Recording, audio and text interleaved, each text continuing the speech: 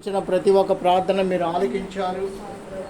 ఐదుగునైనా ఏడో ప్రార్థన కూడా మీరు ఆలకించి ఆశీర్వాదం దయచేస్తామని నమ్ముచున్నాము స్వామి.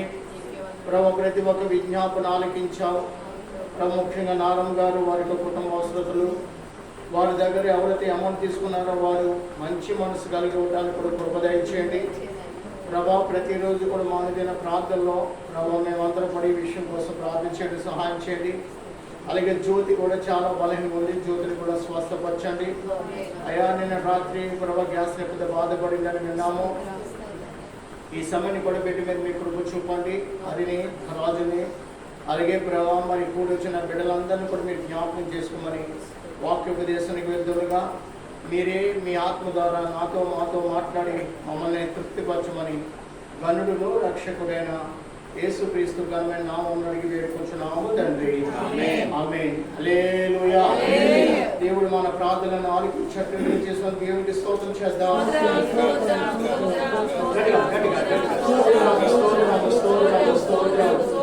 హల్లెలూయా. అప్పుడు వచ్చిన మీకు అందరు కూడా మరొకసారి మన రక్షకుడు మన ప్రభువైన యేసుక్రీస్తు నామమున ప్రత్యేక వందనాలు. హల్లెలూయా.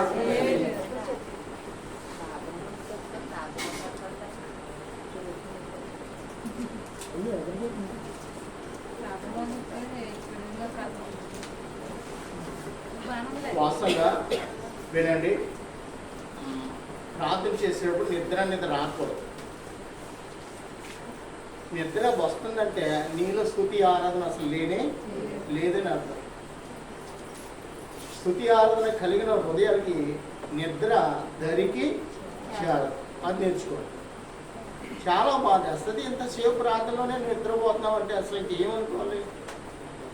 నాకు కళ్ళ నీరు వస్తాయి. కుటుంబ పరిస్థితుల్లో దిగజారిపోతున్నాయి.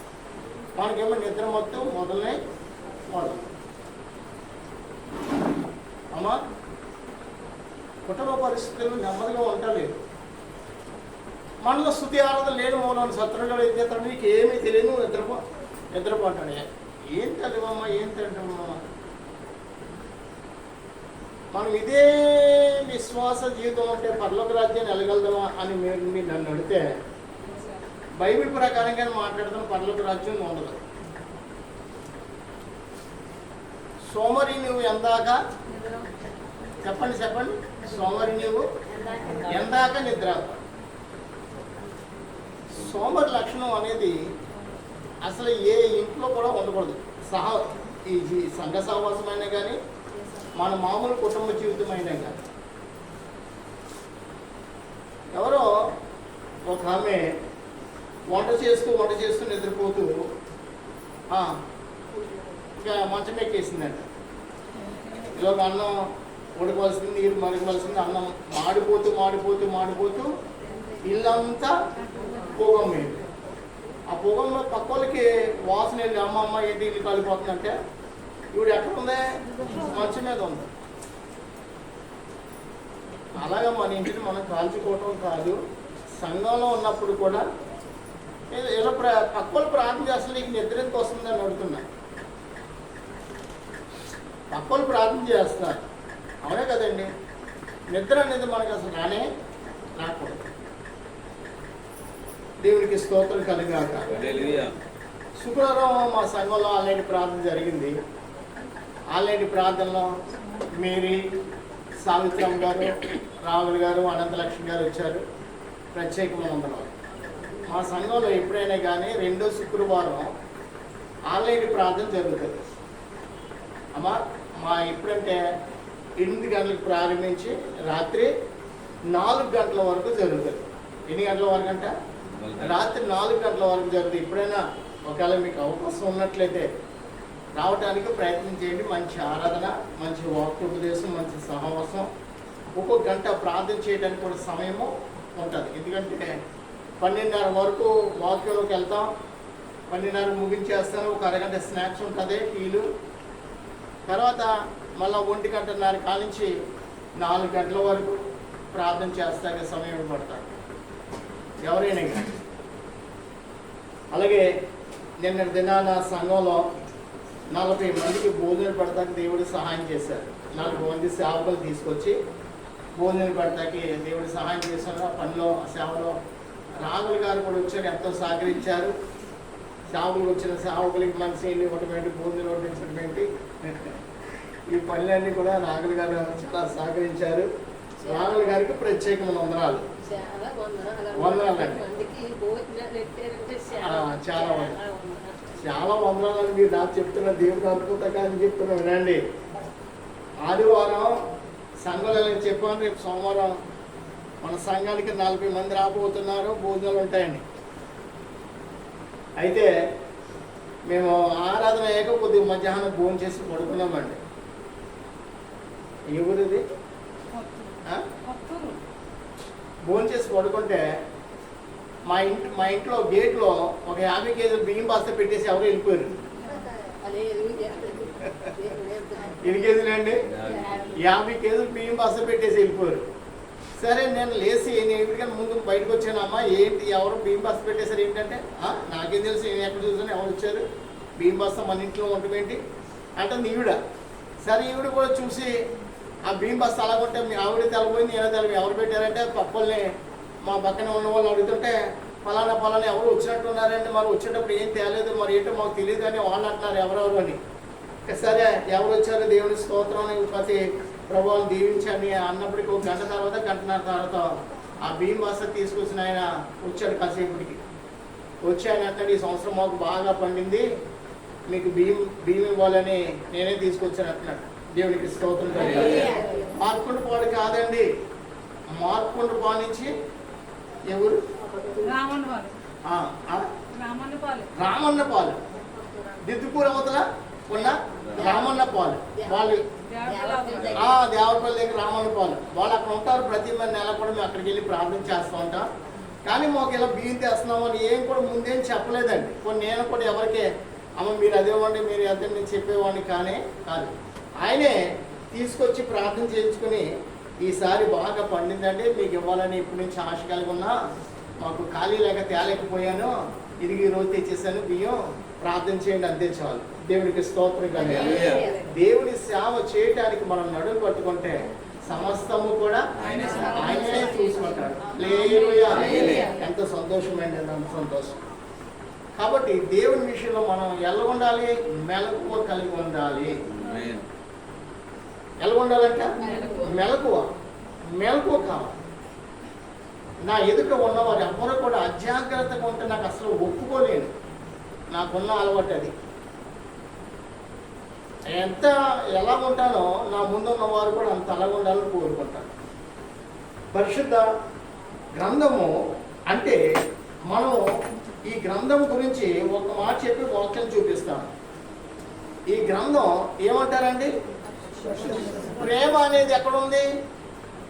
లోకంలో ఎక్కడ కూడా లేదు. ప్రేమ అనేది గ్రంథం చదివిన తర్వాత అర్థమవుతుంది. పాపం అనేది ఎక్కడుంది? లోకంలో ఉన్నప్పుడు కూడా నేను పాపం ఉన్నాను అనుకునేవారు ఎవరు కూడా లేరు. గ్రంథం చదవగానే మనం ఎంత పాపులమో ఎంత దుర్మార్గులమో తెలుస్తుంది. వాక్యం చదువుచుండగా మన భక్తిహీనత, మన అలవాట్లు, మన యొక్క క్రియలు ఏమన్నావో వాక్యం చదువుతుండగా మనకు అర్థమవుతుంది. వాక్యం చదవలేనప్పుడు ఏమి కూడా తెలియదు. మనం చీకట్లో ఉన్నామని మనం అనుకోం, కానీ వాక్యం ఏం చూపిస్తుంది? నువ్వు చీకట్లో జీవిస్తున్నావు. ఎక్కడున్నావంట? నువ్వు చీకట్లో జీవిస్తున్నావు. కాబట్టి చీకట్లో ఉండటం ఎవరికి ఇష్టం లేదు? దేవునికి ఇష్టం లేదండి. దేవుడు నీతో నాతో మాట్లాడుతున్నాడు. చీకటిని పిలిచి వెలుగులోనికి రమ్మంటున్నాడు. సమాధానం లేని జీవితాలు, అసమాధానంతో కూడిన జీవితాలే లోపంలో ఉన్నవారు. అసమాధానంతో ఉన్న వారిని ఎక్కడ రమ్మన్నాడు? ప్రయాసపడి భారం మోసుకున్న సమస్త జనులారా నా ఎదుట నేను మీకు విశ్రాంతిని. దేవుని యొద్దకు వచ్చిన ప్రతి ఒక్కరికి విశ్రాంతి. దేవుని కలిగి ఉన్న ప్రతి ఒక్కరికి నెమ్మది. దేవుని ఆనందించే బిడ్డలారా మనమందరం నెమ్మది కలిగి జీవించాలి. మనం దేవునిలో కట్టబడాలి. ఎక్కడ కట్టబడాలి? లోకంలో ఎక్కడ కూడా కట్టబడటానికి ప్రయత్నం చేసినా నిన్ను 4 విధాలు లాగేసేవారు ఉంటారు. ఏంటండి? లోకం ఎక్కడ నిలబడాలన్నా కానీ లోకం నిన్ను నిలబడనే, కానీ దేవుడు నిలబెడతమే కాదు, నిన్ను వృద్ధి చేయవాడు కూడా ఆయన. నిన్ను ఇక్కడ వెనక నుంచి లాగేవారు ఎవరు కూడా ఉండరు. నీ ఆత్మాభిషేకం నీదే, నా ఆత్మాభిషేకం నాదే. ఎవరికి ఏ అభిషేకం ఇస్తారో అంతా దేవుడిదండి. కానీ ఇక్కడ నిన్ను పాడు చేసేవారు ఎవరు కూడా లేరు. బాగు చేయవాడు ఆయన. మనం అందరం కూడా ఒకరి మీద ఒకరు అనుకో, మనం అందరం కలిసి ఎవరి మీద అనుకుంటాం? దేవుని మీద అనుకుంటాము. దేవునికి స్తోత్రం కలుగాలి. ఆయన మీద ఆనుకున్న వారు అందరికి కూడా ఆశ్రయుడు ఆయనే. ఆశ్రయం ఎవరండి? ఆయనే. కాబట్టి మన ఆశ్రయ దుర్గమైన దేవుణ్ణి మనం ఎల్లప్పుడూ కూడా వినయము, విధేయత, భయము, భక్తి కలిగి మనం ఆరాధించాలి. దేవునికి స్తోత్రం కలుగాలి. 2వ రాజుల గ్రంథము 37వ అధ్యాయము. 2వ రాజుల గ్రంథము 37వ అధ్యాయము. ధర్మశాస్త్రం గురించి కొంత నేర్చుకుని మనం ముందుకెళ్దామండి. 14వ వచనము, 15వ వచనము, 16వ వచనం చదువుకుందాం. 2వ రాజులు గ్రంథము 17వ అధ్యాయము 14, 15, 16 కూడా చదువుకుందాం. ఇప్పుడు చదవండి. 2వ రాజుల గ్రంథము 17వ అధ్యాయము 17. వారు వినిన వారై తమ దేవుడైన యెహోవా దృష్టికి విశ్వాసఘాతకులైన తమ పితరులు ముస్కురులైనట్లు తామును ముస్కురులైరి.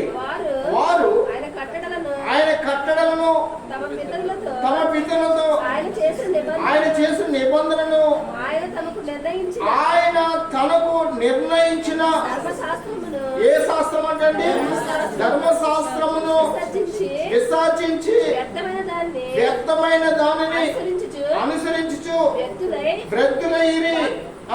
వారి వాడికలు చొప్పున మీరు చేయకూడదని యెహోవా తమకు సెలవిచ్చిన తమ చుట్టూనున్న ఆ జనుల మర్యాదను అనుసరించి వారు వంటి వారయ్యేరే. వారు 16 రోజులు కూడా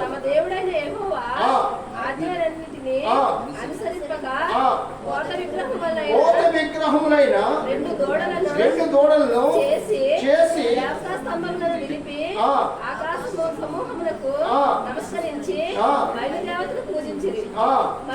చాలండి, పూజించిరి అనే మాట సరిపోతుందండి. ప్రియమైన వాళ్ళరా, ఇలాంటి ధర్మశాస్త్ర గ్రంథాన్ని ఎవరు చదవమని చెప్తున్నారంటే తల్లి కాదు, తండ్రి కాదు, మరొకరు ఎవరు కూడా కానీ కదా. ఎవరు చదవమన్నారు? దేవుడు స్వయంగా చదవమంటున్నాడు. ఆ దేవుడికి స్తోత్రం చెప్పండి. ఎవరు చదవమన్నారంట? చూడండి, మనుషుల మాట మీద మనం ఆనుకుంటాం కానీ దేవుని మాట మీద మనం ఆనుకుంటలేదు. ఒక డాక్టర్ అంటాడు, అమ్మా ఉదయము, మధ్యాహ్నం, సాయంత్రం నువ్వు కంపల్సరీ పెళ్లి వేసుకోమంటే, అయ్యా సోమవారం రండి అంటే, అయ్యా శనివారం నేను వచ్చా, మళ్ళీ సోమవారం రమ్మంటే సోమవారం, మళ్ళా రేపు రమ్మంటే మళ్ళీ రేపు, మళ్ళీ బుధవారం. అలాగా డాక్టర్ చెప్పినట్టు కంపల్సరీ మనం పోతూ ఉంటాం, వింటూ ఉంటాం, అలా చేస్తాం. కానీ సర్వలోకానికి సృష్టికర్త అయిన దేవుడు నీతో నాతో మాట్లాడుతుండగా ఇలా చేయమంటే అలా చేయటానికి సిద్ధపడని కుటుంబాలు ఎన్నో ఉన్నాయి. రోజు నా ముందు కూర్చున్న మీలో ఈరోజు పరిశుద్ధ గ్రంథం చదివావా అమ్మ అని నిన్ను అడిగితే ఎవరు 2-3 చదివారంటారంతే. 2-3 చదివామంటారంతే. ఏమో అంతకంటే అందరూ చదివితే దేవునికి మహిమ కలుగును గాక.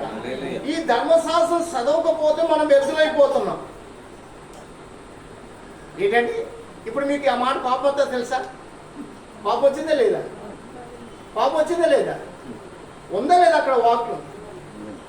వారు వ్యక్తులు ఎలాగయ్యారు?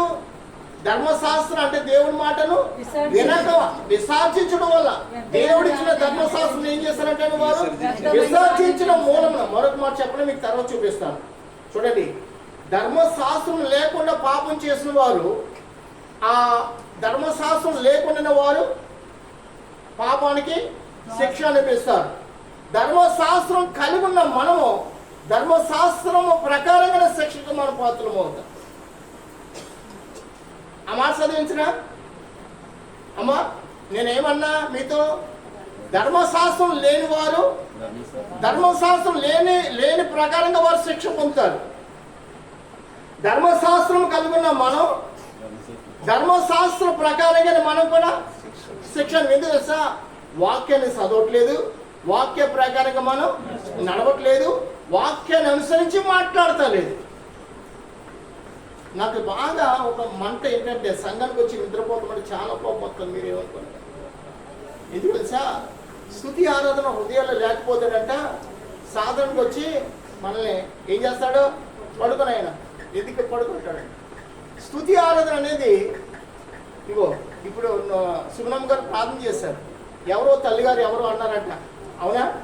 ఎప్పుడు కూడా ఏమనాలి, ఏం చేయాలి మనం?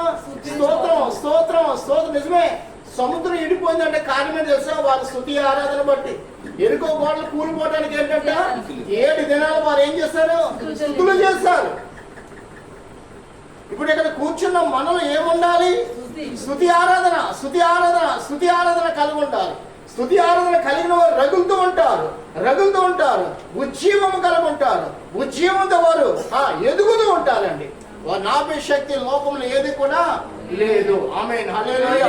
మనలో ఉజ్జీవం లేకపోవటం మూలమున మనం ఇతరులను ఎలిగించలేకపోతున్నాం. ఇతరులు ఎదుట మనము ఎలాగుంటున్నా? తలదించుకున్న వారు ఉంటున్నాం. స్తుతి ఆరాధన నీ హృదయంలో, నీ ఇంట్లో, నీ సమాజంలో, సంఘంలో స్తుతి ఆరాధన ఉన్నట్లయితే శత్రుకి చోటు లేనేలేదు. రోమపత్రిక మళ్ళీ ఇక్కడికి వద్ద ఇది మూసేది. నేను చూపించిన మాట మీకు చూపిస్తాను చూడండి. రోమపత్రిక 2వ అధ్యాయానికి వద్దాం. అపోస్తలుడైన పౌలు రోమ సంఘానికి వెళ్ళి, అయ్యా ధర్మశాస్త్రం కలిగి ఉన్నవారు ధర్మశాస్త్రం ప్రకారం వారు శిక్ష అనిపిస్తారు, ధర్మశాస్త్రం లేని వారు శిక్ష అనిపిస్తారని మాట్లాడుతున్నాడు. 2వ అధ్యాయం 11 చదవండి. దేవునికి పక్షపాతం లేదు, దేవునికి పక్షపాతం లేదు, ధర్మశాస్త్రము లేక పాపం చేసిన వారందరూ ధర్మశాస్త్రము లేకే నశించెదరు. ధర్మశాస్త్రమును కలిగిన వారే పాపం చేసిన వారందరూ ధర్మశాస్త్రానుసారముగా తీర్పునందుదురు. ధర్మశాస్త్రం వినువారు దేవుని దృష్టికి నీతిమంతులు కారు గాని ధర్మశాస్త్రం అనుసరించి ప్రవర్తించు వారే నీతిమంతులుగా ఎంచబడుతారు. కనుక స్తోత్రం చెప్పండి. ప్రియమైన వాళ్ళు, ఇప్పుడు ధర్మశాస్త్రం చదువుతున్నామా లేదా? అయ్యో అక్కడ లేతున్నామండి, చీపురు పట్టుకోవాలండి, కూడవాలండి, ఇల్లంతా కడగాలండి, ఇల్లంతా. ఆ పాస్ కాదు. మొదట నీ మనసుకు పట్టిన పాసి వదిలించుకో, నీ హృదయానికి పట్టిన కలంకాన్ని వదిలించుకో, నీ బ్రతుక్కి కలిగి ఉన్న కలంకాన్ని వదిలించుకో, నీ సమాజం నీ ఇంటికి పట్టిన ఆ కలంకము విడిపించుకోవటానికి దేవుడు తన ధర్మశాస్త్రాన్ని ఇచ్చాడండి. ఈ వాక్యం చదువు వాస్తవంగా ఒక మాట చెప్పనా? ఎవరైనా చనిపోయినప్పుడు ఇదివరకు ఏం జరిగేది? ఆ ఇల్లు 3 నెలలకు 6 నెలలకు ఖాళీ చేసేవారు, అవునా కదండి? ఇప్పుడు ఎవరైనా ఖాళీ చేస్తున్నారా? దేవుణ్ణి ఎరిగిన వారు ఇంకా ఖాళీ చేయరు, దేవుణ్ణి ఎరగిన వారు ఆ పనులు చేస్తున్నారేమో. అమ్మా ఏంటండి, ఇదివరకు ఎవరిని సరిపోతే ఆ ఇంటికి మళ్ళీ ఇప్పుడు కూడా ఆచారం ఉంది తెలుసా? మళ్ళీ ఆ దినం వెళ్ళగానే అప్పటి వరకు మేము మైల్లో ఉన్నాము. అయ్యా మనిషి చచ్చిపోయినంత మాత్రం మనకి ఏ మైలు అంటదో? ఏ మైలు కూడా ఉండదు. దావీదు తన కుమార్తె చనిపోయినప్పుడు లేచి కుమార్తెను సమాధి చేసి, చెప్పండి, సమాధి చేసి వచ్చి స్నానం చేసి వాక్యాన్ని చదివి దేవుని మందిరానికి పోయి ప్రార్థన చేసుకుని భోజనం చేసి బలవంతుడయ్యాడు. మనిషి చచ్చిపోయినంత మాత్రం మలినం అనేది లేదు. మనుషులు ఏమీ లేదు. ఆ బ్రతుకున్న మనిషే కదా. ఇప్పుడు ఇంటికి భర్త తలగా ఉన్నవారు ఎవరు? భర్త. ఆ భర్త బ్రతికినంతకాలం నీకు పోషించాడు, నీ భర్తకు తక్కువ లేదు, అన్నానికి తక్కువ లేదు. ఆ భర్త చచ్చిపోతే నీకు ఇంటి మహిళ తప్పు కదా. ఆ భర్తే కదా నిన్ను నీ పిల్లలు పోషించాడు, ఆ తల్లే కదా నిన్ను కన్నది, ఆ తల్లే కదా, ఆ భార్య కదా నీకు సహాయకురాలుగా ఉన్నది. అప్పుడు ఆ తల్లి ఆ బిడ్డ ఆ ఇంటి ఒక్క చచ్చిపోతే ఆ ఇంటికి మహిళ, ఆ ఇంటికి నువ్వు వెళ్ళవా? అయ్యో అయ్యో అయ్యో అయ్యో అయ్యో అయ్యో అయ్యో తప్పమ్మా. మనం బ్రతుకున్నప్పుడు వెళ్ళకుంటున్నాం, కలిసి ఉంటున్నాం. చచ్చిపోతే ఏమన్నా అయ్యో మహిళ అయిపోడు, చచ్చిపోడు. తప్పు. ఎవరిని తీసివేయటానికి దేవుడు ఒప్పుకోడు. మైలు అనేది అసలే మానవ సమాజంలో ఏమీ కూడా లేని పాపం అనేది మాత్రమే వెంటాడుతుంది. ఏది వెంటాడుతుందంట? పాపం నుంచి విడిపించే వారెవరు? దేవుడే. దేవునికి స్తోత్రం కలగాలి. కాబట్టి రాను రాను ఈ అలవాట్లు కూడా దేవుడు ఏం చేస్తున్నాడు?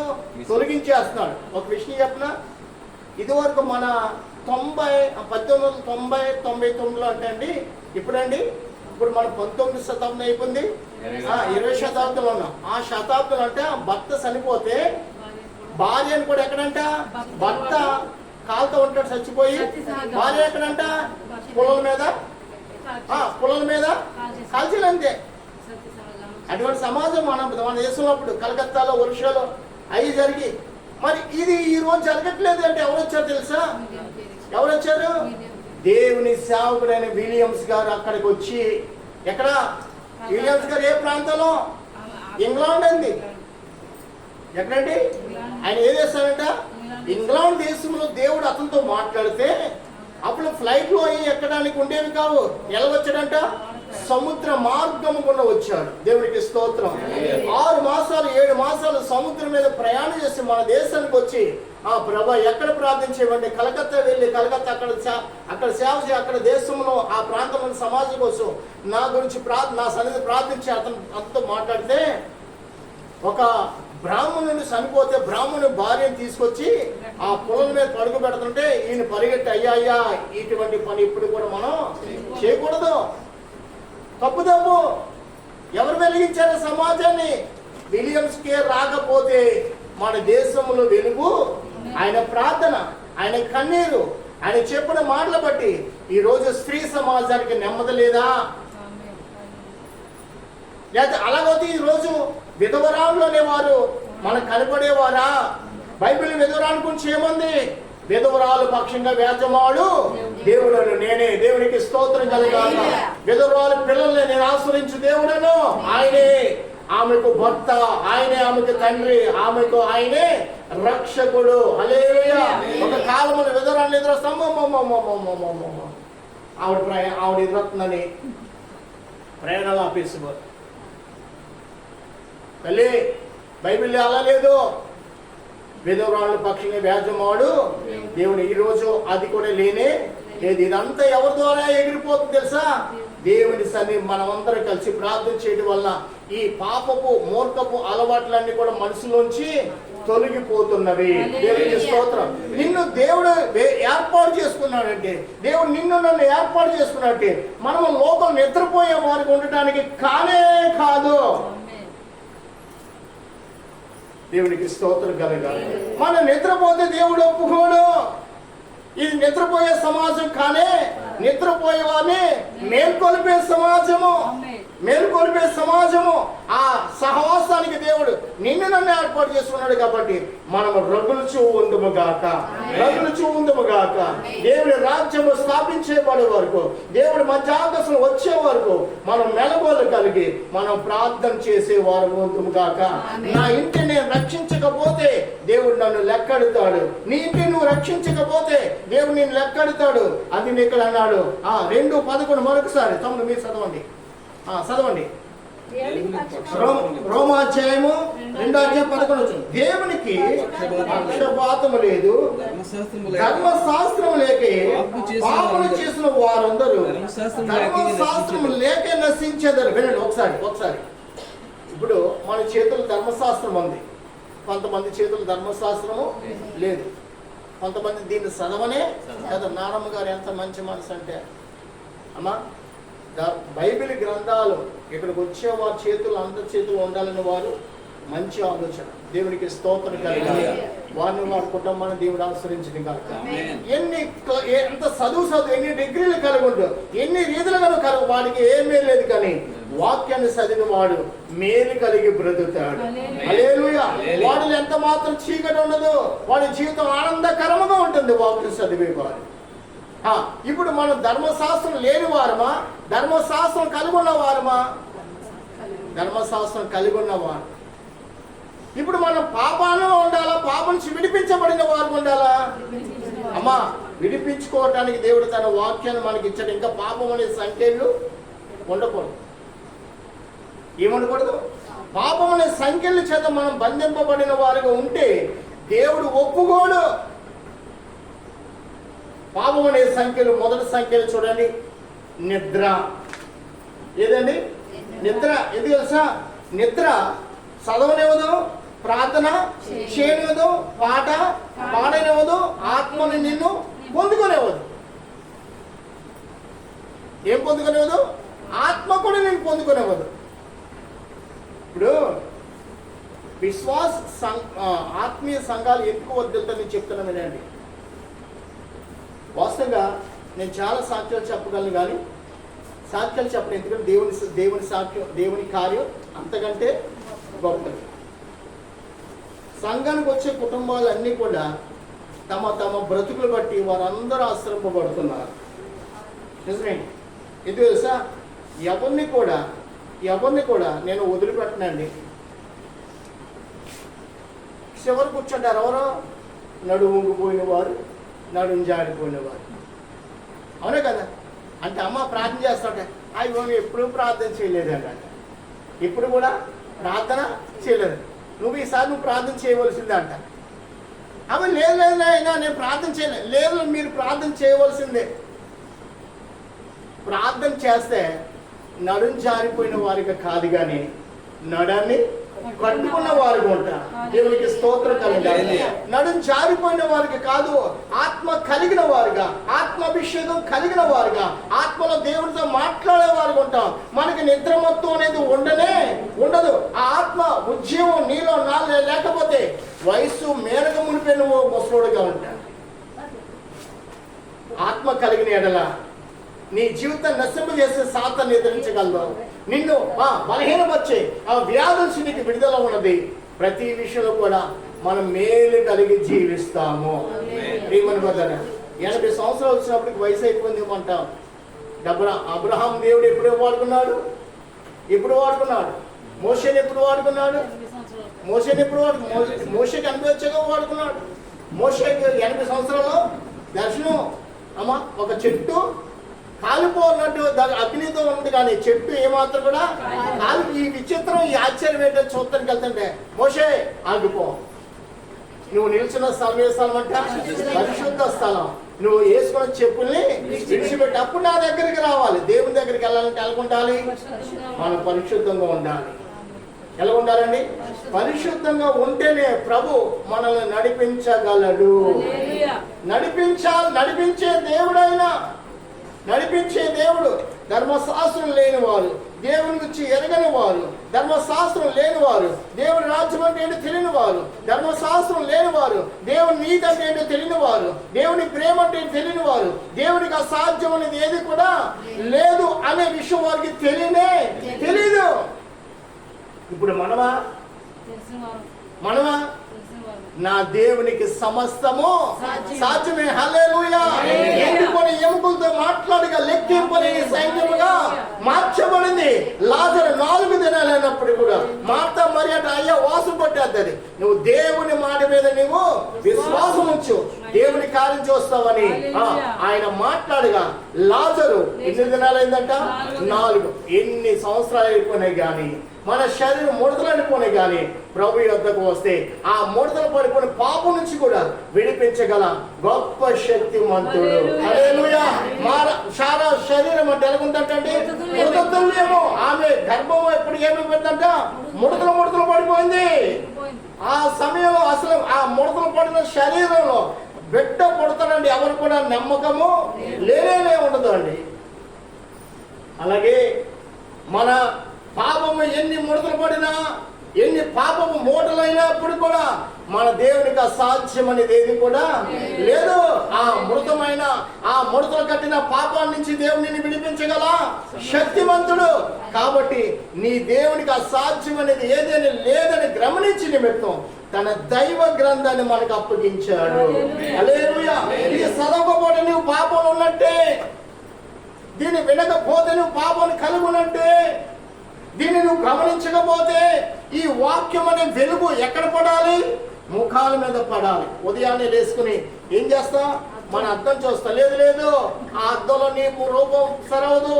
ఏం చూడాలి? ఈ వాక్యాన్ని చూడు. నీ రూపము, నీ బ్రతుకు, నీ మనసు కూడా మార్పు చెందును గాక. మనము అర్థం చూడటం కాదు, దేవుడు ఒప్పుకోడు. లేచి లేవని ఏం చేయాలి? వాక్యాన్ని చదవాలి. వాక్యం చదవగా గ్లాసు నీళ్ళు ఒక కుక్క కూడా లోపలికి వెళ్ళకూడదు. బీపీ పిల్ల వాడుతున్నామేమో, వద్దు వద్దు, బీపీ పిల్లతో, షుగర్ పిల్లతో, అవి నీ ప్రాణానికి అమ్మా అవేమి కూడా నీకు మేలుకరమైనది కానీ కాదు. వాటిని మింగినా కానీ ఏమీ లేదు, మింగపోని ఏం పర్లేదు. కానీ మొదట ఏది కలిగి ఉండాలి? దేవుని వాక్యము కలిగి ఉంది. అప్పుడు ఆ తర్వాత ఆ వ్యాధులన్నీ క్రమక్రమంగా నిన్ను విడిచి దూరం అయిపోతాయి. హల్లెలూయా. ఆ పాపం అనే బంధకు నీ మీద ఉండదు, ఆ సంఖ్యలు అనే బంధకు నీలో ఉండదు, ఆ కుటుంబంలో ఏ శ్రాపం కూడా ఉండదు. దేవుడికి స్తోత్రం చెప్పండి. హల్లెలూయా. పాప శ్రాపం నుంచి విడిపించు దేవుడు మన దేవుడై ఉన్నాడు. ఆ దేవుడు నీ దేవుడై ఉన్నాడు. ఆ దేవుని కలిగిన ప్రజలము మనము. దేవునికి స్తోత్రం కలిగాక. దేవుని వాక్యం మీద మనం మనసుంచాలి. దైవ గ్రంథాన్ని మనం ధ్యానించాలి. దైవ గ్రంథ ప్రకారంగా మనం బ్రతకాలి. ఆ దైవ గ్రంథ ప్రకారంగా బ్రతితేనే మనం దేవుని యొక్క నీతిని మనం కలిగి ఉంటాం. 13 చూడండి. ధర్మశాస్త్రము వినివారు దేవుని దృష్టికి నీతిమంతులు కారు గాని ఎలాగంటండి? ధర్మశాస్త్రము అనుసరించి ప్రవర్తించు వారే నీతిమంతులుగా ఎంచబడుదురు. ఎవరంటే వాక్యం వింటున్నాం, వినండి. ఒక విషయం చెప్తా, మీరెవరు బాధపడదే. ఇప్పుడు చిన్న ఆడబిడ్డతో గుమ్మాలో తిరగాలని ఆమె పాదాలు నడక మనకి వెంటపడే పిల్లలకు మూల పట్ల చేతితో చేయించమా, చేతితో చేయించు. ఇప్పుడు నువ్వు బాప్తిజం తీసుకున్నావు, నీకు మనవరాలు పుట్టింది. ఆ మనవరాలకు మూల పట్ట వేస్తావా ఇవ్వ చెప్పి వేస్తాడా? మరి గళ్ళు అనే పాదాలు ఏ పాదాలు ఇప్పుడు అమ్మా? ఏ అపవాది పాదాలు ఎందుకంటే అపవాది కాళ్ళటం నువ్వు చూసావు, నేను చూసానా? మీరు చెప్పాలి. అందుకనే వాక్యం ఎరుకకే మనము ఏం పోతున్నాం? పాడైపోతున్నామంట. ఎలాగంట? వాక్యం పరిశుద్ధ గ్రంథం చదివినా కానీ వాక్యాన్ని మనం బాగా చదవక ధ్యానించగా అమ్మా మనం పాడైపోతున్నాం. యెషయా గ్రంథం 3వ అధ్యాయానికి రండి ఒకసారి. ఆ గల్లు మన శబ్దం గురించి పరిశుద్ధ గ్రంథంలో ఏం రాయబడిందో నేను మీకు చూపించి నేను ముందుకెళ్తాను. మనం వాక్యం ఏం చదువుతుందో మనం నేర్చుకుందాం. యెషయా గ్రంథం 3వ అధ్యాయము.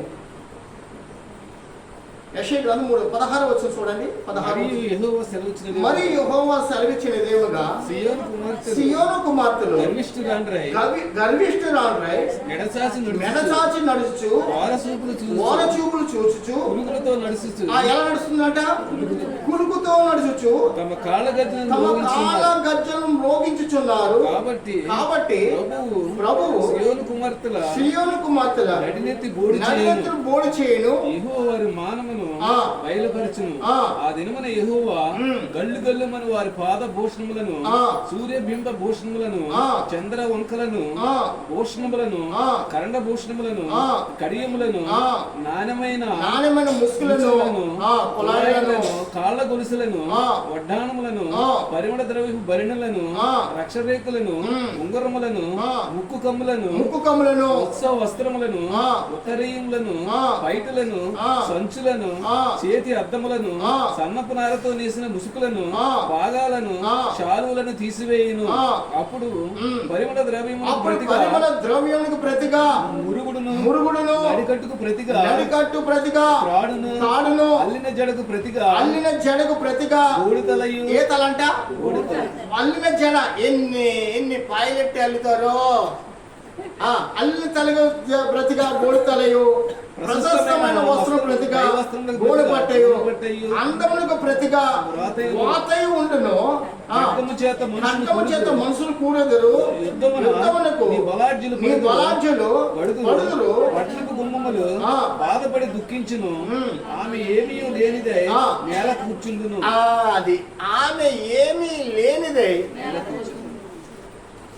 అయ్యా, ఇప్పుడు పట్టాలో ఇది దేవుని ఎరిగిన వారికి కానీ మీరేమనుకున్నా కానీ, నా సొంతంగా ఏ మాట చెప్పట్లేదు, పరిశుద్ధ గ్రంథంలో ఉన్న మాట చెప్తాను. పిల్లకే మువ్వలు లేవమ్మా, మువ్వల గజ్జిల్లో ఇంట్లో అది ఎవరి శబ్దం తెలుసా? విజయమ్మ గారు చెప్పిన మాట నిజమే నిజమే. అది గళ్ళు గళ్ళు మన శబ్దం ఎవరిదంటే ఎవరిదే? సాతానుది.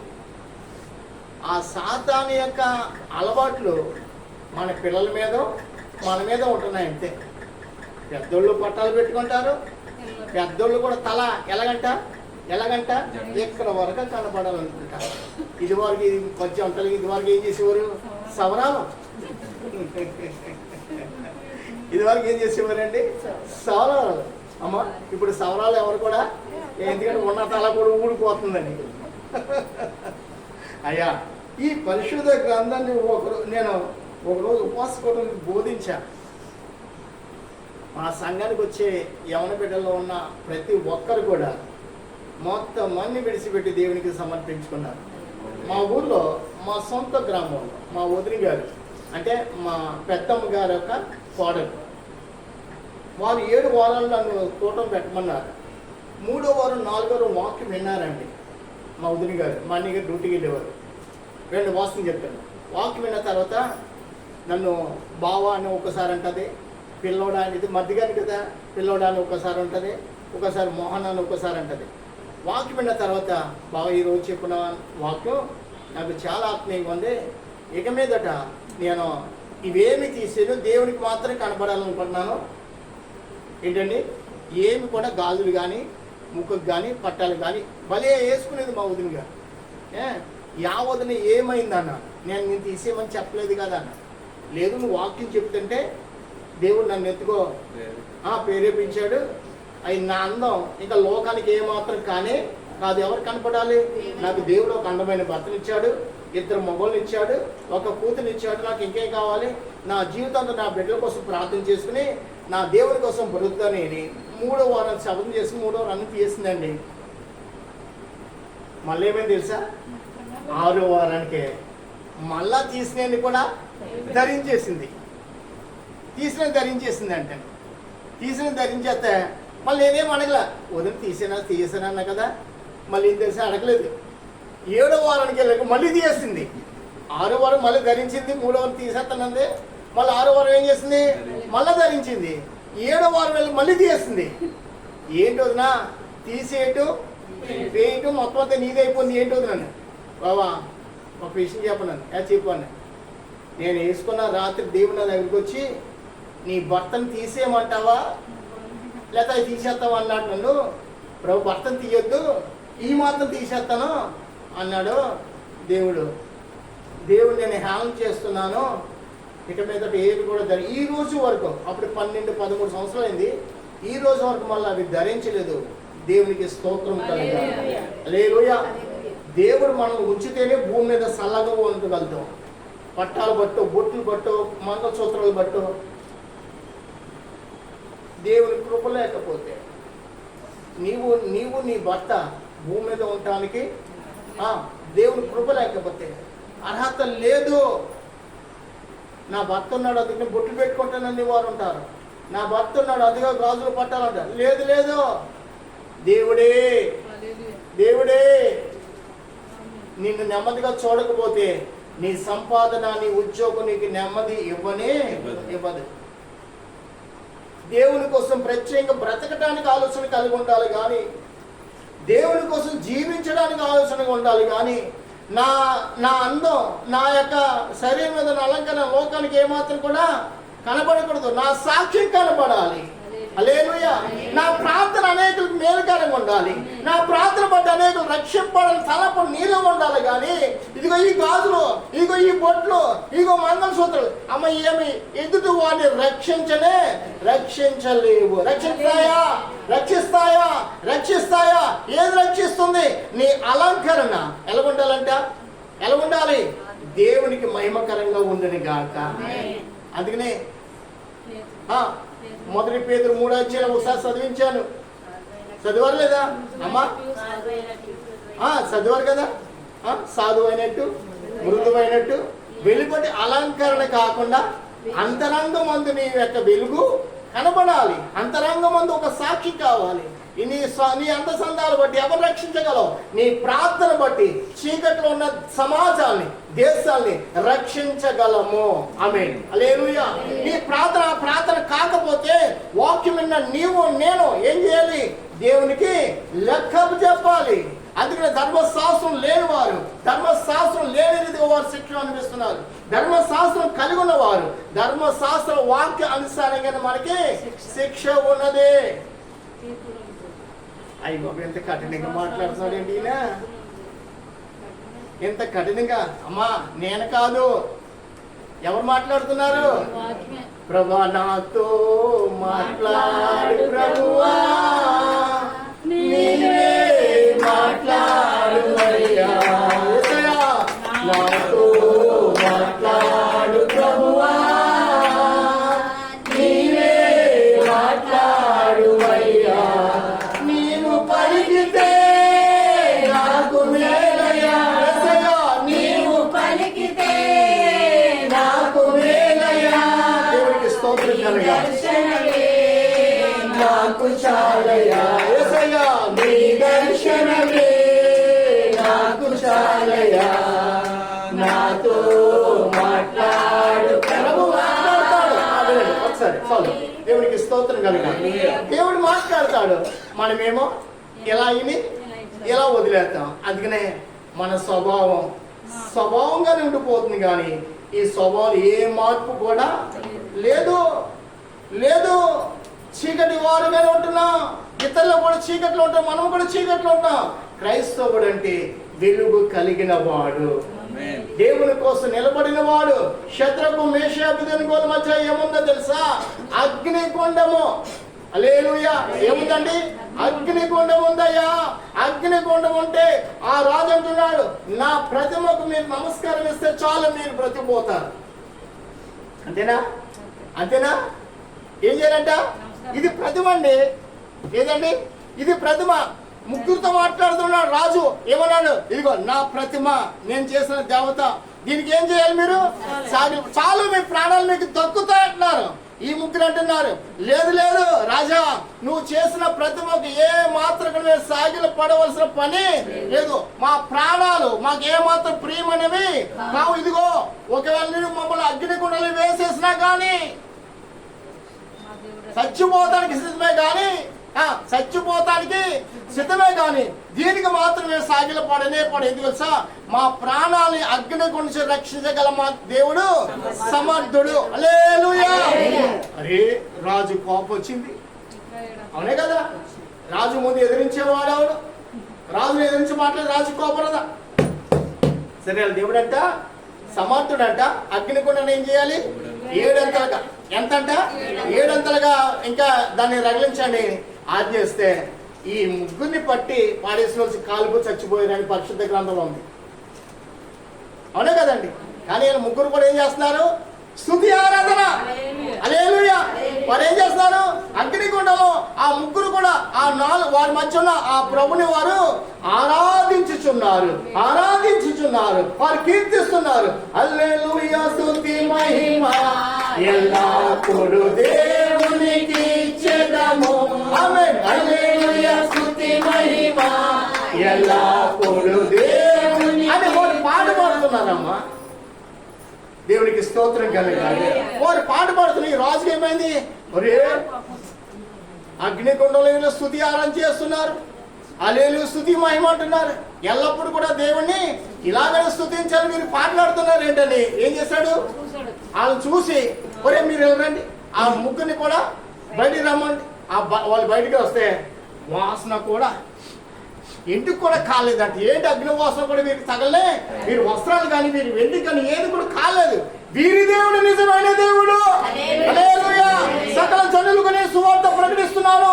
శత్రులకు మేష అభిధనుకోలేక దేవుడే నిజమైన దేవుడు.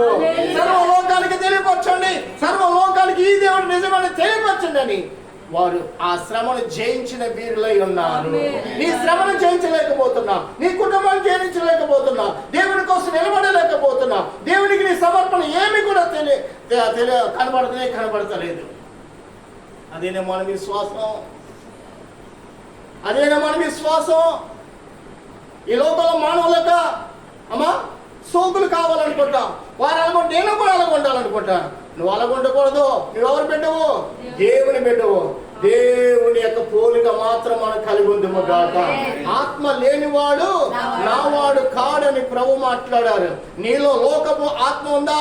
దేవుని ఆత్మ కలిగి ఉన్నావా? దేవుని ఆత్మ కలిగి ఉంటే దేవుని కోసం ఎల్లప్పుడూ మండుచూ ఉంటావు. నువ్వు మండుతూ అనేకుల్ని మండించగలవు. నీలోనే మంట లేకపోతే నీ కుటుంబాన్ని నీ చేతులారా నువ్వేం చేసుకుంటావు? పాడు చేసుకుంటావు, కాల్చుకుంటా. ఇప్పుడు చెప్పు, శద్రకు మేషకు అబేద్నెగోల గురించి చదువుతున్నప్పుడు నీ హృదయం మండకపోతే దానియేలు ఎక్కడంటండి సింహము బోధ వేస్తాడు. దానియేలు కూడా మౌనంగా ఉండలేదు. నా ప్రభు నా ప్రార్థన వింటాడు. నా ప్రభు నా నీతి నా ప్రభుకి తెలుసు. ఈ రాజు ఒకవేళ రాజుకి ఎవరైనా చెప్పారేమో, ఆయన రాజుని శపించలేదు. దానియేలు అంటున్నాడు, రాజు శిరకాలము ఎప్పుడు రాత్రి కంటే రాజు కంటే నిద్ర పట్టలేదు. అతడు ఎటువంటి త్రాగుడు కానీ ఎటువంటి నాట్యపాత్యాలు కానీ ఏమి కూడా జరగనే అతడు నమ్మదలేదు. రాత్రి నిద్రపోలేదంట. 4-5 గంటలకు వచ్చేసి ఏమన్నాడు రాజు? నిత్యము సేవించుచున్న జీవము గల దేవుని సేవకుడైన దానియేలు, నీ దేవుడు నిన్ను రక్షించాడంటే ఆ సింహాల బోన్ నుంచి అంటున్నాడు, రాజు చిరకాలము జీవించును గాక, చిరంజీవగును గాక.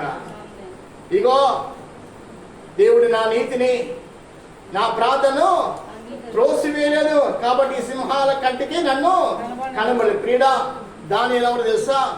ఆత్మీయ ప్రియుడుగానే శరీరానుసారమైన వాడు. కానీ దానిలో శరీర కోరికలు కానీ శరీర ఆశలు కానీ శరీర తలంపులు కానీ లేకపోతే సింహాల కంటికి కను. ఇప్పుడు మనం సింహం ఏం చేస్తా తెలుసా? నేను వెళ్ళ పొడిచేది చంపేది, మన రక్తాన్ని కూడా తాగేది. అయ్యో నీకు ఆగలేదు తప్ప మన వాళ్ళు ఏమి కూడా. ఎందుకు అంటే మన ఆత్మలో ఇంకా ఎవరున్నారు? లోకంలో ఉన్న సాతానుగాడు ఉన్నాడు. కానీ దేవునికి చోటు, అందుకని వాక్యం కలుగుని నీకు నాకు కూడా తీర్పు ఉంటుంది తెలుసా? నీ ఆత్మ మండకపోతే, నీ హృదయం వెలిగించకపోతే, నీ బట్టి అనేక కుటుంబాలు కట్టబడ నిమిత్తం దేవుడు తన సంఘం నీకు ఇచ్చాడు. ఆ సంఘంలో ఒక పాత్రని ఉండమంటున్నాడు. ఆ ద్రాక్ష వనములు పిలువైన పాత్రగా పనివారిగా దేవుడు నిన్ను ఉండమంటుంది.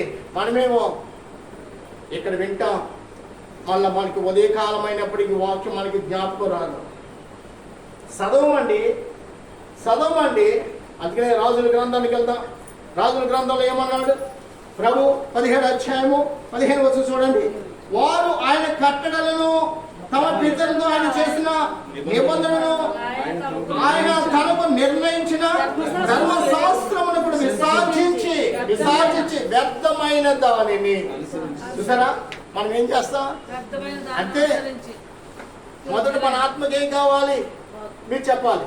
మన ఆత్మకి ఏం కావాలి?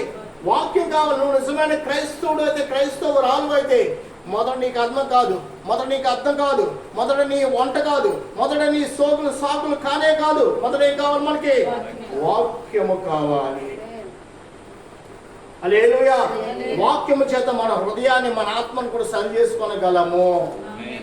ఇశ్రాయేలు కాపాడువాడు ఎప్పుడు కాపాడు తెలుసా? ఈ వాక్యం అనే ఈ శక్తి నువ్వు కలిగి ఉన్నప్పుడు, వాక్యానికి లోబడినప్పుడు దేవుడు నిన్ను ఇంటను బయటను ప్రయాణంలో ఎక్కడున్నా కాపాడగలడు. హల్లెలూయా. ఆయన నీ కోసం కొనుకడు. అయితే శ్రమల్లో శోధనలో ప్రభా నాకు ఈ వాక్యం ఇచ్చా, నాకు ఎందుకు ఈ వాక్యం నా పట్ల నెరవేరదని నువ్వు అడిగవనుకో, దేవుడు నీతో మాట్లాడినే ఏం తెలుసా? బాగుగా ఉన్నప్పుడు దేవుడు నీతో మాట్లాడుతున్నప్పుడు నేను దేవుని మాటను వినను. ద్వితీయోపదేశకాండం 28:47. ద్వితీయోపదేశకాండము 28:47. ద్వితీయోపదేశకాండము 28:47. నీకు సర్వ సమృద్ధి అమ్మ. ద్వితీయోపదేశకాండం ఈ పక్క నిర్గమ, ఆది కాండం, నిర్గమాకాండం, సంఖ్యాకాండం, లేవికాండం, ద్వితీయోపదేశకాండం. చూడండి ఖండాలు. ద్వితీయోపదేశకాండం మనకి 5వ కాండం చివరిది. 28:47. నీకు సర్వ సమృద్ధి కలిగి ఉండి, నీకు సర్వ సమృద్ధి కలిగి ఉండి, నీవు సంతోషముతోను హృదయానందముతోను నీ దేవుడైన యెహోవాకు నీవు దాసుడు కాలేదు, కనుక ఆకలి దప్పులతోను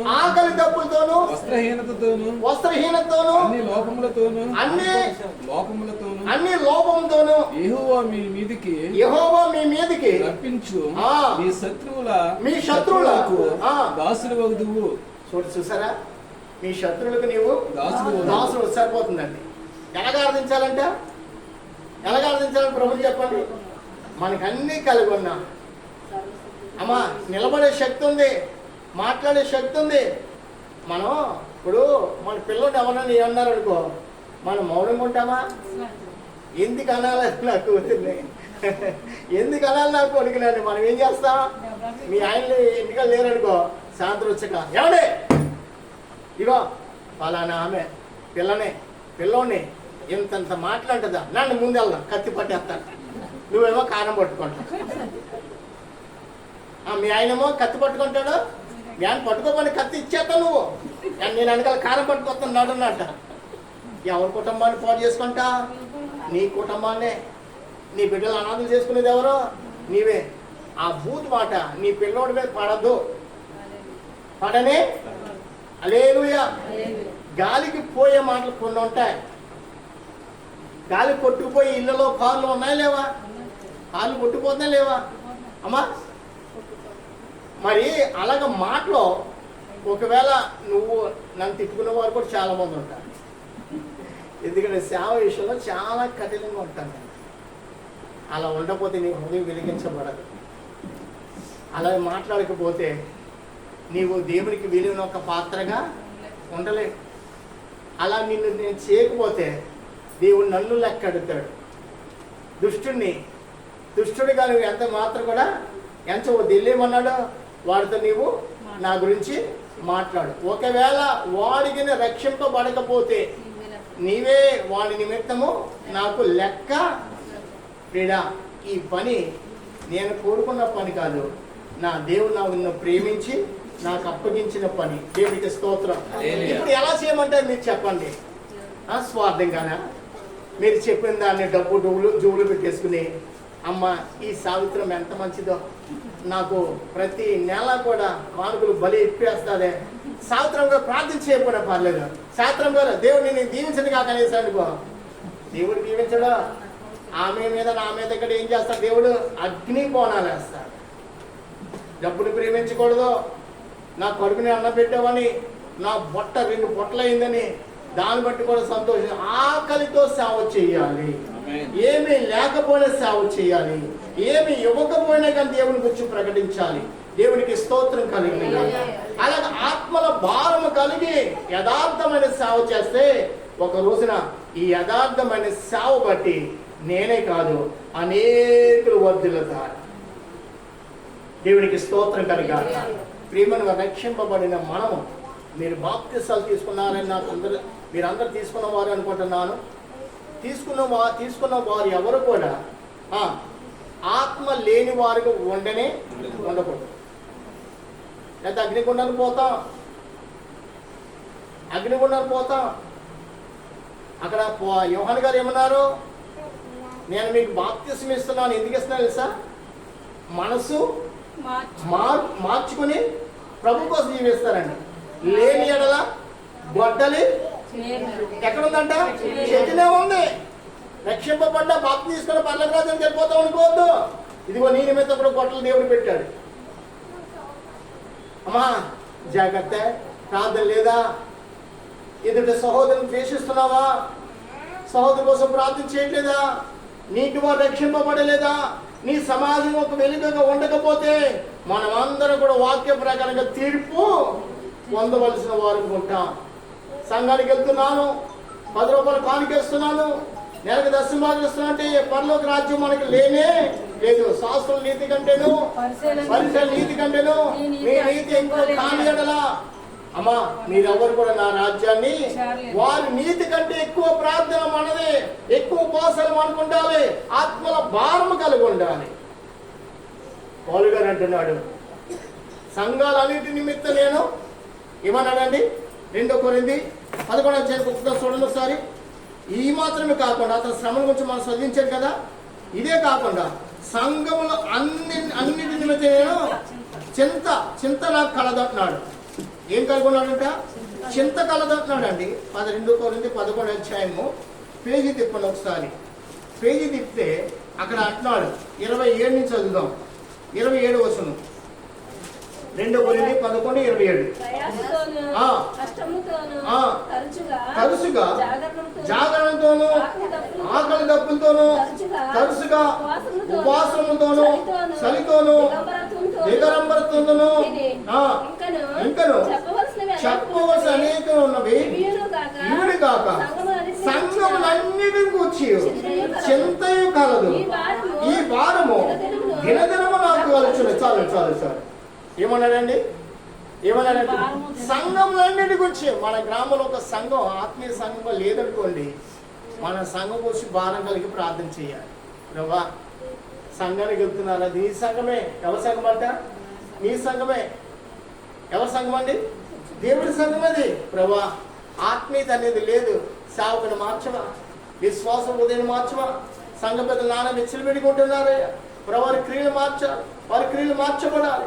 నీవు నేను ప్రార్థన చేయాలి. ఒక్క మారు కూడా ప్రార్థన చేయలేదు అనుకో, నువ్వు వెళ్ళే సంఘం మంచిదే, కానీ సంఘాలు అన్నిటి నిమిత్తం మనం ఏం చేయాలంట? భారము కలిగి ప్రార్థన చేయాలి. దేవునికి స్తోత్రం కలిగాలి. ఉపవాసంతో ప్రార్థన చేయాలమ్మా, జాగరణతో ప్రార్థన చేయాలమ్మా, ఆకలి దప్పికలతో ప్రార్థన చేయాలమ్మా. ఈరోజు తినేసాను అని పొట్ట సౌలేసి పడుకుంటే తిన్నా దాని గురించి కూడా దేవునికి లెక్క చెప్పాలి. అయ్యా ఏ విషయంలో కానీ మనం పడిపోకుండా ప్రతి విషయంలో కూడా ఎలా ఉండాలి? మెలకువ కలిగి ఉందుము గాక. ఆమె ఎలా ఉండాలంట? మెలకువ కలిగి ఉండాలి. ఎందుకంటే దేవుడు మనకిచ్చిన ఈ భాగ్యం మరొకరికి ఇవ్వనన్నాడు. నీకు నాకు మాత్రం ఇచ్చాడు. కాబట్టి మనం వాక్యాన్ని చదువుకుందాం. ఎఫెసీ పత్రిక 5వ అధ్యాయానికి వద్దాం. 5వ అధ్యాయానికి వచ్చి 14వ వచనం చదువుదాం.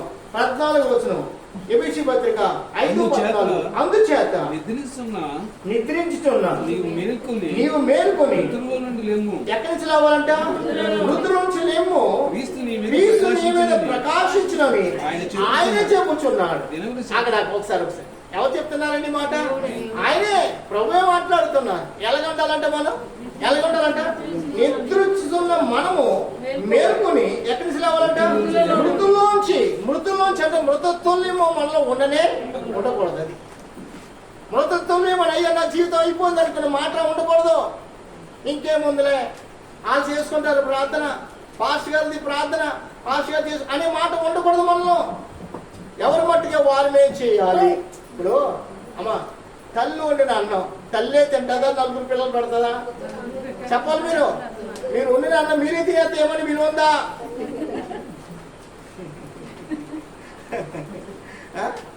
అటువంటి ఆడవాళ్ళతో గట్టిగా స్తోత్రం చెప్పండి. తల్లి వండిన అన్నం ఏం చేస్తే ముందు పిల్లలకి భర్తగా పడుతుంది. ఇప్పుడు రక్షింపబడిన నీవు ఒక రొట్టె ఏమవ్వకపోతే, ఒక విలువైన రొట్టెగా నువ్వు మారకపోతే, ఆ రొట్టె విలువబడిన పిమ్మటి ఏమైందంట? అనేకులు తిని తృప్తి చెందారు. దేవునికి స్తోత్రం కలిగాక. నీవు యేసు క్రీస్తు చేతిలో, దేవుని చేతిలో మనం కూడా ఏమవ్వాలి? ఒక రొట్టె అవ్వాలి. రొట్టెని దేవుడే ఆస్వాదించి విరిచాడు. ముందు విరవలేదు, ముందేం చేశాడు? దేవుడు ఆస్వాదించి తర్వాత విరిచాడు. ఇప్పుడు మనం ఆశ్రయింపబడాలి. మొదట దేవుడిలో ఆశ్రయింపబడాలంటే ఏం చేయాలి? విరగొట్టబడాలి. విరగబడిన పిమ్మట ఏమవుతున్నాం? అనేకులు మనం వెలిగించే వారుగాను, కడుపు నింపేవారుగా అవుతున్నాము. దేవునికి స్తోత్రం కలగాలి. వండిన అన్నం వండిన తల్లి, ఆ తల్లి తినేస్తే పిల్లలు ఏడవరా? అలాగే లోకం అనే పాపంలో అనేకులు ఏడుస్తున్నారు. వెలుగులాక అమ్మా ఆ చీకటి నుంచి వెలిగించేవారు ఎవరు కానక. ఒక వ్యక్తి ఎవరన్నా మంచం మీద ఉన్నాడు అనుకో, పాస్టర్ గారికి పని కాదు, నీవు బైబిల్ గ్రంథాన్ని పట్టుకెళ్ళిపోవాలి. నువ్వు ఒట్టి చేతులు వెళ్ళకూడదు. మళ్ళా వెళ్ళగలకూడదు. ఆ వ్యక్తి ప్రార్థన వెళ్ళగలని అవి నేను బైబిల్ గ్రంథం, అరే బైబిల్ గ్రంథం మొదట నీలో ఉంటేనే నీకు అభిషేకం, నీకు ఆశ్రదం. బైబిల్ గ్రంథం లేదనుకో నీకు విలువ. ఇప్పుడు మీ ఇంటికి వచ్చేటప్పుడు, ఇక్కడికి వచ్చేటప్పుడు రాను గారి దగ్గర బైబిల్ గ్రంథం, హరి దగ్గర బైబిల్ గ్రంథం, అనంతలక్ష్మి గారి దగ్గర బైబిల్ గ్రంథాలు ఉన్నాయి. నా బైబిల్ గ్రంథం కాకుండా నేను వచ్చేసానుకో నా సేవకి విలువ లేదు. అదే నువ్వు బైబిల్ గ్రంథం పట్టుకుని ఇక్కడ రాలేదనుకో నీకు కూడా నాకు కూడా ఎవరు కూడా విలువ, ఎవరి గ్రంథం వారిదే. ఇప్పుడు ఏ వ్యక్తి దగ్గరికైనా కానీ, ఏ ఇంటికి కానీ వెళ్తున్నావు, మొండి చేతులతో వెళ్ళకూడదు. ఇది తెలుసా? దేవుడు తన వాక్యాన్ని నీ చేతిలో పెట్టాడు. చేతులు ఏముండాలి? వాక్యం ఉండాలి. మొదలు బైబిల్ గ్రంథాన్ని పట్టుకుని వెళ్ళాలి. అప్పుడు నువ్వు వెళ్ళి ప్రార్థన చేస్తే ఈ వాక్యము నిన్ను అభిషేకించుకుని నీలో ఉన్న అభిషేకము అతనిలోకి వెళ్ళి అతడు స్వస్థత పొందుకుంటాడు. హల్లెలూయా. నీలోనూ వాక్యం లేదు, నువ్వు పరిశుద్ధ గ్రంథం పట్టుకోలేవు, నీకు వెలుగు లేదు, నీకు ఆధారం లేదు, నువ్వేమాత్రం కూడా దేవునికి చోటిచ్చిన దాన్ని కానే కావు. వాక్యమై ఉన్న దేవుడు ఈయన. హల్లెలూయా. ఎవరండి? వాక్యమై ఉన్న దేవుడు. వాక్యమై ఉన్న దేవుడు కలుగుండకపోతే ఎన్ని ప్రార్థన చేసినా, అమ్మా చాలా మంది వాక్యం చదువుకుని ప్రార్థన చేస్తారు. ఎలాగలగా వాక్యము లేకుండా ప్రార్థన చేస్తారు. సామెతల గ్రంథం 28:9 ఏం రాయబడింది? సామెతల గ్రంథం 28:9 ఏం రాయబడింది? ఇలా వాక్యాలు చూపిస్తే మీ హృదయాలు వెలిగించబడతాయి. 28:9 చదవండి. ధర్మశాస్త్రం వినబడకుండా చెవుని తొలగించిన వాని ప్రార్థన అది ఏమవుతుందంట? వాని ప్రార్థన ఏమవుతుంది? హేయం. అయ్యో నీ ప్రార్థన హేయం అయిపోతుంది. వాక్యం లేకుండా, వాక్యాన్ని చదవకుండా, వాక్యం పట్టుకుని ఒకరి కోసం ప్రార్థన చేస్తేనే దానికి విలువ ఉంది. వాక్యం లేకుండా ఎక్కడ ఉన్నా కానీ, ఎక్కడ ప్రార్థన చేసినా కానీ నీకు నాకు మనకి ఎవరికైనా విలువ లేదు.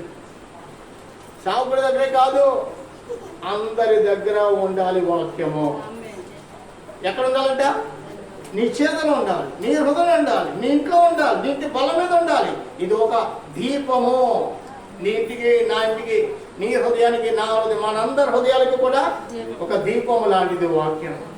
కాబట్టి ఈ వాక్యాన్ని విసర్జించొద్దు. ఈ వాక్యాన్ని ఏమాత్రం కూడా విసర్జించొద్దు. ఒక్కసారి మళ్ళా 2 రాజులు 17వ అధ్యాయం వచ్చి నేను త్వరగా ముగించేస్తాను. అక్కడ 9వ వచనం చదవండి. 9వ వచనము. మరియు ఇశ్రాయేలు వారు తమ దేవుడైన యెహోవా విషయంలో కపటము కలిగి దుర్బోధనలు బోధించు అడవి గుడిసెల నివాసుల ప్రకారం గల పట్టణ నివాసులను తమ స్థలములన్నిటిలోను బలిపీఠాలు కట్టుకుని ఎత్తైన పండ్లన్నిటి మీదను సకలమైన పచ్చని వృక్షముల కిందనేమి అంతటను విగ్రహములను పెట్టి. చాలండి. దేవునికి స్తోత్రం. మళ్ళీ 12వ వచనం కూడా చదవండి. 12వ వచనము. చేయకూడదు దాని వేటిని కూర్చి యెహోవా తమకు ఆజ్ఞాపించెను వాటిని చేసి పూజించుచుండరి.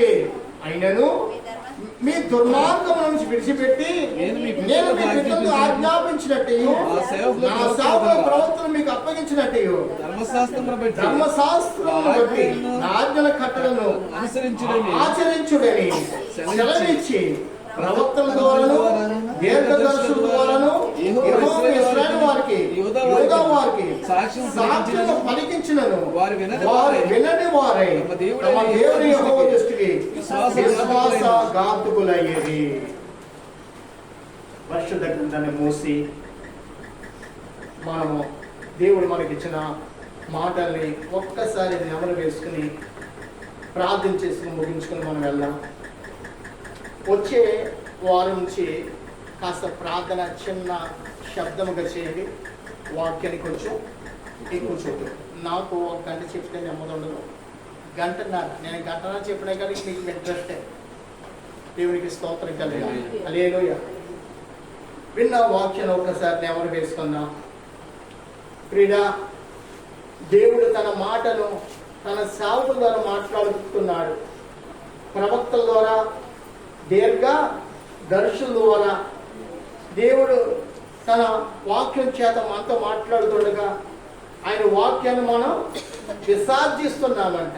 విసర్జించకూడదు. సామెతలు 28:9 మనం చదువుకున్నా. ఏమని చదువుకున్నా? ధర్మశాస్త్రం వినబడకుండా చెవిని తొలగించుకుని వారి ప్రార్థన హేయము. అయ్యా అయ్యా అయ్యా. మొదట మన ప్రార్థనకు విలువ, మన ప్రార్థనకు విజయము కావాలంటే ఏది మొదట? ధర్మశాస్త్ర వాక్యము ఎంతో విలువైనది. అయ్యా, రోమపత్రిక 2:11 మనం చదువుకున్నా. ధర్మశాస్త్రం లేనివారు లేనట్టుగా వారు పాపానికి శిక్ష ఉంది. ధర్మశాస్త్రం కలిగిన వారు ధర్మశాస్త్ర వాక్య ప్రకారంగా వారు శిక్షణ ఇస్తారు. మనం అవన్నీ విన్నా. యెషయా గ్రంథంలో 3వ అధ్యాయంలో కూడా గళ్ళు గళ్ళుమని పాదాలు అమ్మా తలలతో వస్త్రాలతో అలంకరించుకునే వారి గురించి కూడా అక్కడ కూడా ఉన్నది. ఆఖరికి ప్రశస్తమైన వస్త్రాలు కట్టుకునే వారంట ఏం కట్టుకుంటారు? గోనె పట్ట. అమ్మా గళ్ళు గళ్ళు అని గజ్జలు మోగుతూ నడిచేవారంట. వారి పాదాలు అగ్నిగుండంలో కాలుతూ ఉంటాయి. ప్రియమైన వాళ్ళరా, వాక్యము అన్ని విధాలు మనతో మాట్లాడుతుంది. అంటే శరీరీతికి ఎక్కడ కూడా మనం దేవుని ఎదుట ఉండటానికి దేవుడు ఒప్పుకోడు. అది నేర్చుకో. శరీరీతిగా దేవుడిని చూడాలనుకుంటలేదు. తన ఆత్మ ద్వారా దేవుడు నిన్ను నడిపించు దేవుడై ఉన్నాడు. తన ఆత్మ ద్వారా నిన్ను నడిపిస్తుండగా, ఆత్మ లేనివాడు నావాడు నాడు. ఆత్మ కలిగిన వారు ఈ లోకంలో ఉన్న ఏటిలో కూడా వారు ఉండాలనుకోరు. ఎక్కడ ఉండాలంటే దేవుని మందిరము. మన ఇల్లే దేవుని మందిరముగా ఉండును గాక. మనం ఎల్లప్పుడు స్తుతి ఆరాధన కలిగిన వారు ఉండుము గాక. స్తుతి ఆరాధన లేకపోతే శత్రు మన కుటుంబ జీవితాన్ని పాడు చేస్తాడు. స్తుతి ఆరాధన లేకపోతే నీ జీవితం నెమ్మది ఉండదు. ఏం కలుగునే నెమ్మది ఉండదు. వ్యాధులతో, బాధలతో, నానా పోరాటాలు, నానా చీకులు, నానా చింతలు, నానా సమస్యలు, నానా యుద్ధాలు, నానా విధాలుగా నీ కుటుంబ జీవితం నాశనం అయిపోతుంది.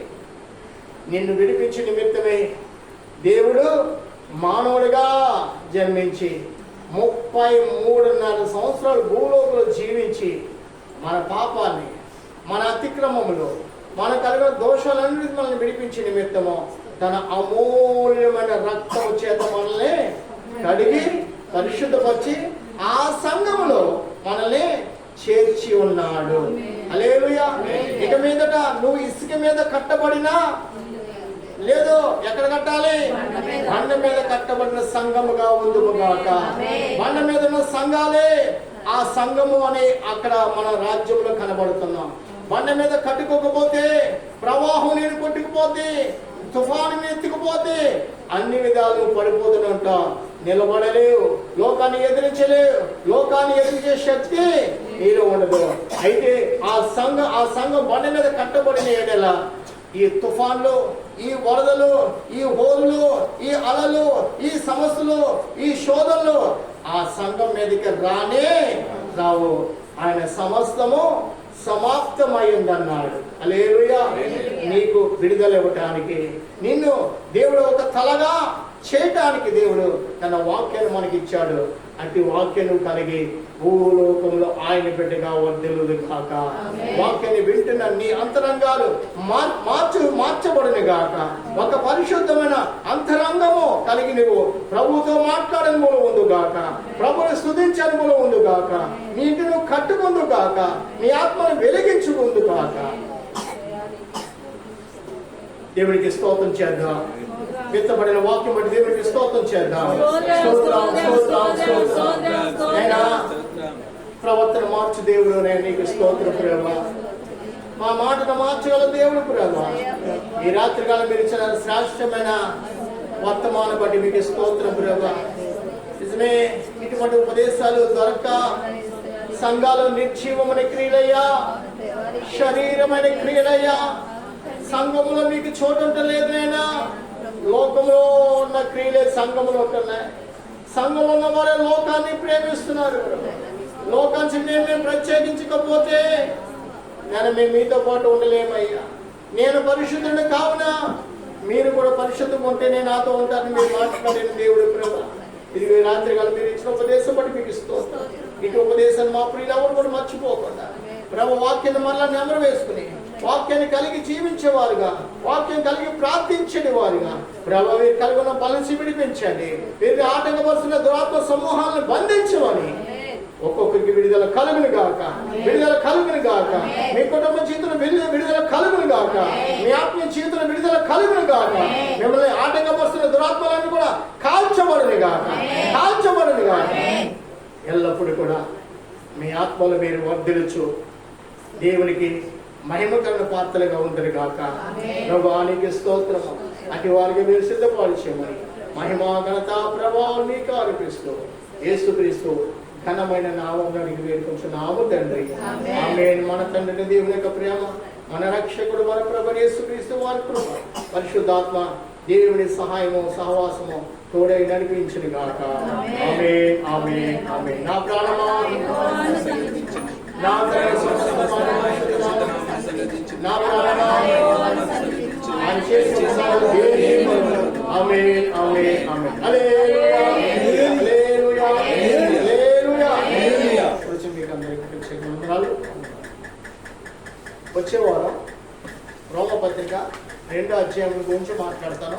మీరందరూ కూడా ఇవాళ రోమపత్రిక 2వ అధ్యాయం చాలా శ్రేష్టమైన మాట్లాడతారు. ఇంకా ముందున్న మాటలు చాలా శ్రేష్టమైనవి. కాబట్టి రోమపత్రిక 2వ అధ్యాయం చదువుకుని మీరు వచ్చే వారం వస్తే వాటిలోనే కొన్ని మాటలు వినిపిస్తాను. ప్రభు ఆ పరిశుద్ధుడ మహోన్నతుడ మా ప్రియులు సిద్ధపడిచిన పలహారం బట్టి మీకు స్తోత్రం. వీటిని పరిశుద్ధపరచండి ప్రభు. వారి సిద్ధపడిచిన కుటుంబాన్ని దీవించండి ప్రభు. వీటిని ప్రభు 5 రొట్టెలు 2 చేపలు వీటిని ఆస్వాదించమని యేసు నామమున అడిగి వేడుకొచ్చున్నాము తండ్రి.